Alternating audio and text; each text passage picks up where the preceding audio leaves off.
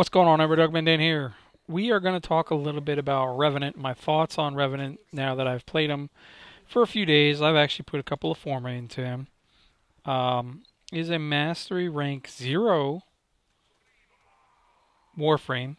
However, the stuff you got to go through to be able to get to him in terms of acquisition and grinding can be very complicated, especially for lower level players or newer level players, especially with the grinding of Syndicate rep from the Quills.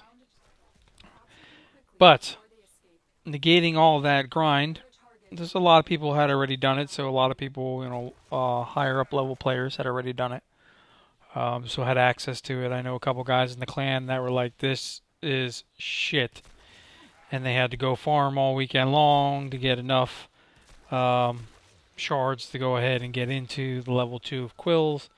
Blah blah blah. Right? The quest is kind of semi-broken. People having troubles with it, but getting past all of that, we're looking at Revenant. Okay.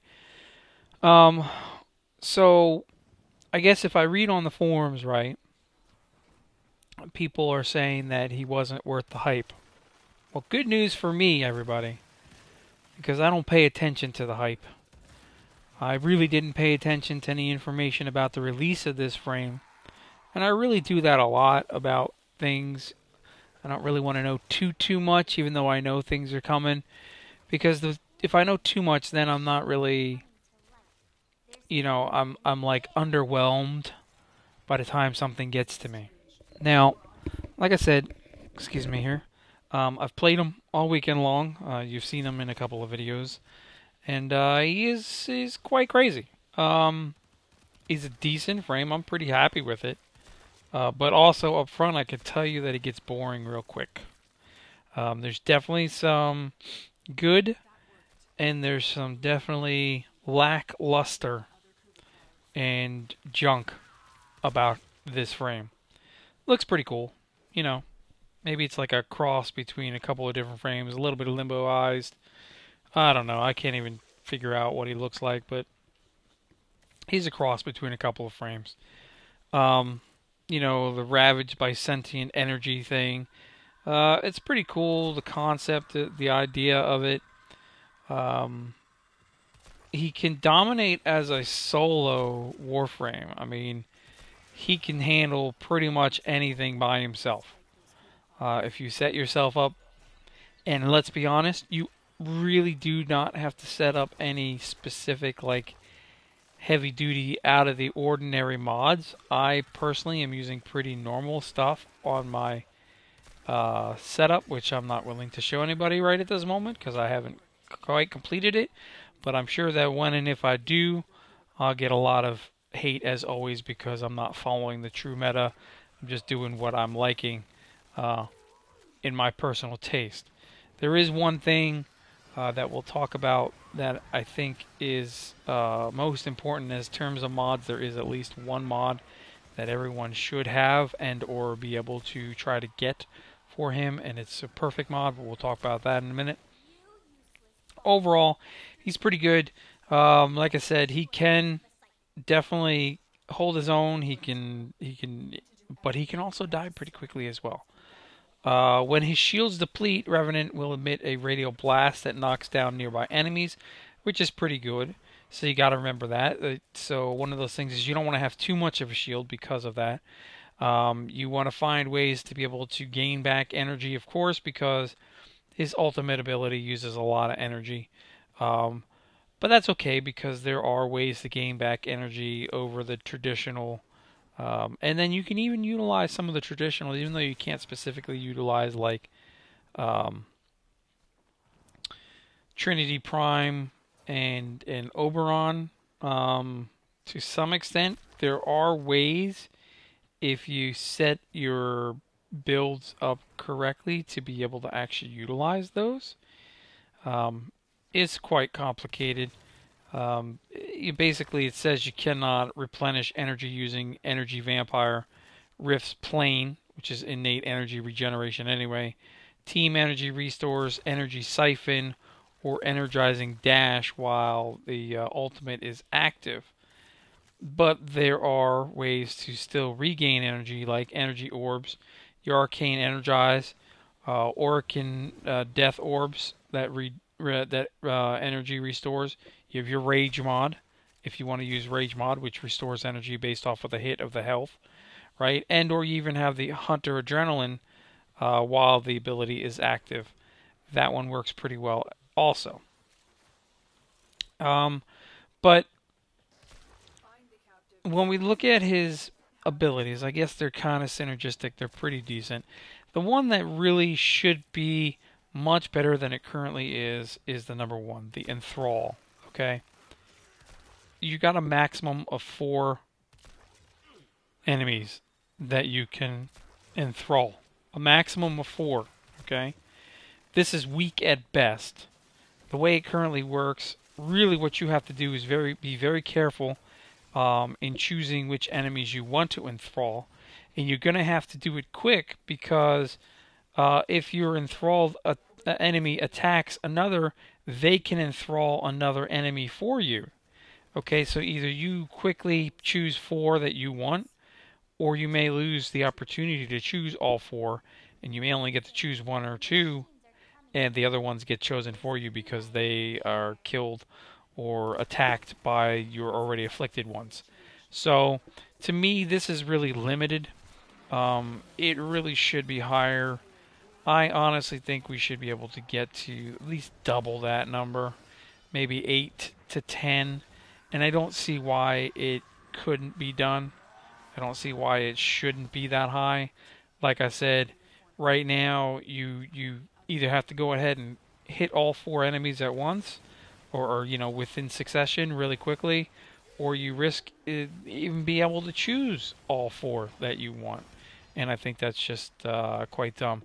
Will it probably utilized in terms of an augment mod? I bet you that's where we'll see the ability to have more casted enthralled enemies, if you will, through an augment mod, which is just stupid.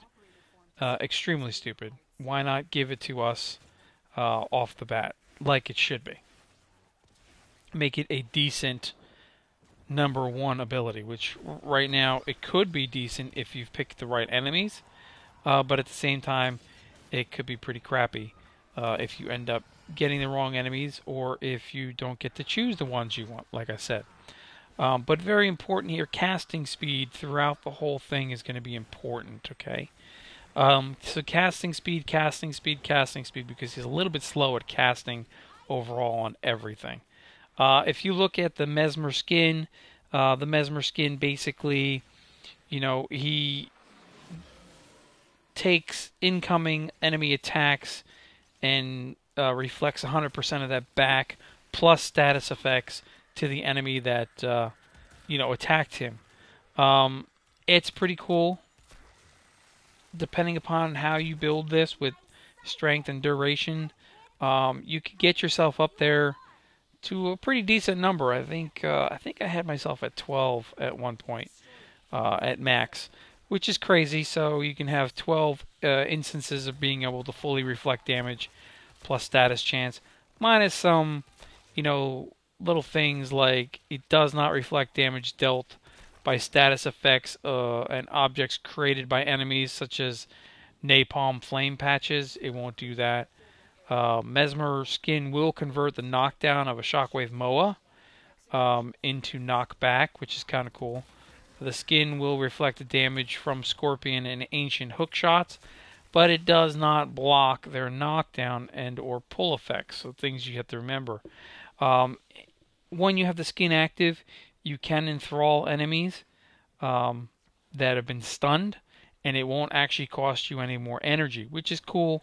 But again, enthrall is not as good as it should be, because when you go and do this, most likely you've already got 4 enemies already enthralled, and probably not even of your choosing, like I said. But it's not bad. Giving that chance to reflect damage, it works out pretty well. You can't recast it while it's active, so you got to wait till it's fully, you've taken that much damage. But still, it's nice to have that. It kind of gives you a little extra survivability if you remember to have it active at all times. The Reeve, okay. The dash through enemies with the wall of sentient energy, where you can pull shields and health from any encountered enhanced thralls. So again, you need to have thralls available, but you only get 4. So it makes it difficult to be able to dash through and kill your enthralled enemies and get their shields and health for overshield stuff, if you will. No, I don't think that one actually does overshields. Well, I can't remember. Does it? Um, the drain and restore. Yeah, it drains and restore. Okay. That one doesn't do overshields. Your ultimate will do the overshields for you. But anyway, back to what I was saying. You only get 4 enthralled enemies, so now you have to choose your 4. You gotta have your Mesmer skin active. You've gotta hit them with Reeve in order to be able to get that extra health and shields back for you if you're losing it, right? It's just too much for just 4 enthralled enemies at any given time. But again, casting speed, casting speed, casting speed. Okay, and then you have the ultimate. The ultimate is a clear spin to win. It's just hit it, and if you don't run out of energy, you could keep going and going and going. If you got the right frames around you, you're going to have energy balls everywhere. You're going to have orbs all over the ground. You're going to have tons of ways to be able to maintain that. And if you're paying attention to your efficiency in your build, then when it's at normal drain, you know, it's going to be at like 12 and a half energy per second unless you get your strength and range mods. Actually, I should say your strength mod is really the big thing in here. But if you have enough efficiency going, you can really bring that drain down. So you also have to remember that if your base energy drain is 12 and a half seconds, it's double that, so it's 25 seconds. 25 seconds. It's 25 energy per second drain if you're not efficient. So if you build inefficiencies to your setup, you can get that down much lower. As a matter of fact, mine currently is like 5 energy per second, and then at boosted energy, it's 12 and a half. So I really basically brought it down about half, 50%, which is nice. So I can definitely last longer. You do get a lot of damage out of this. Boosted damage can go up to your base of 2,500 boosted damage per second, but that's also affected by ability strength, your radius, of course, by your range, your casting speed on this as well. So there's ways to really increase that, and there's also a 20% status chance to all enemies that are caught in the path, right? So there's that. There's miscellaneous damage that'll come up to it. The energy beam automatically will adapt to damage types, so you can actually shoot out corrosive against armored enemies, magnetic against shield enemies, gas against infested fleshed enemies, depending upon how it runs. It's actually really cool, but the thing is, it's a spin to win, and it gets very boring very fast. You can utilize it in so many situations, especially if you need to clear out some areas real quick. You got a teammate that goes down, clear out the area with the ultimate, then hop on in there and revive them pretty quickly, and get back on it if you need to re-clear the room. It's very, very powerful, and it's cool. It does actually have innate punch through, so it does pass through terrain and obstacles as well. So just keep that in mind. And overall, it's pretty cool. I mean, I like it. You can get back overshields from this as well. But after a while, I think you're going to find yourself pretty bored with Revenant. Yeah, he can tackle high-level stuff with ease, which is good. Even off like a basic build.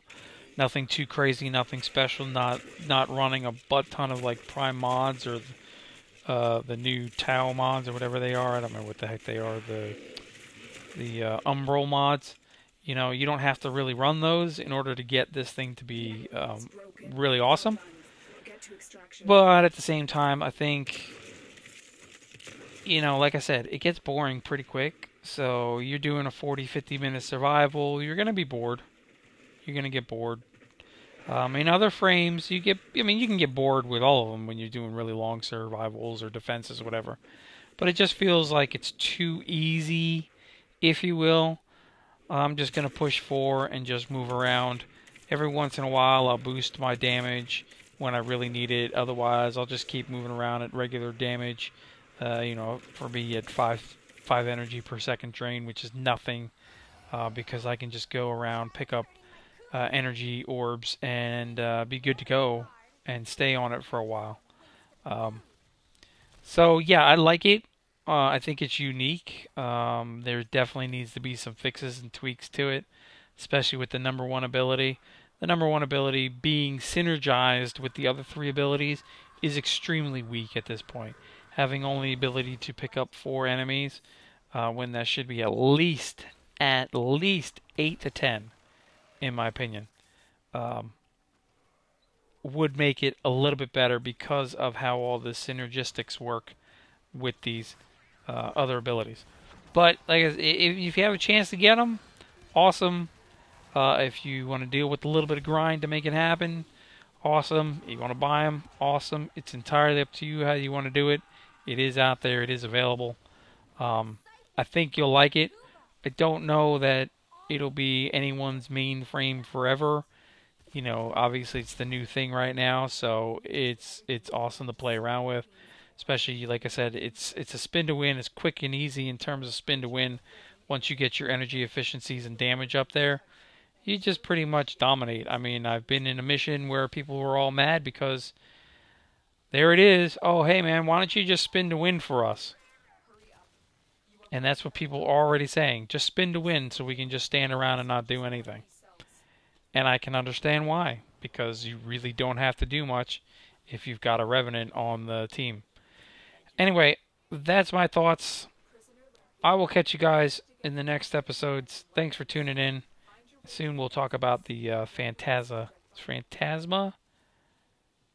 shotgun. Yeah. Anyway, I'll talk to you guys later. Thanks for tuning in.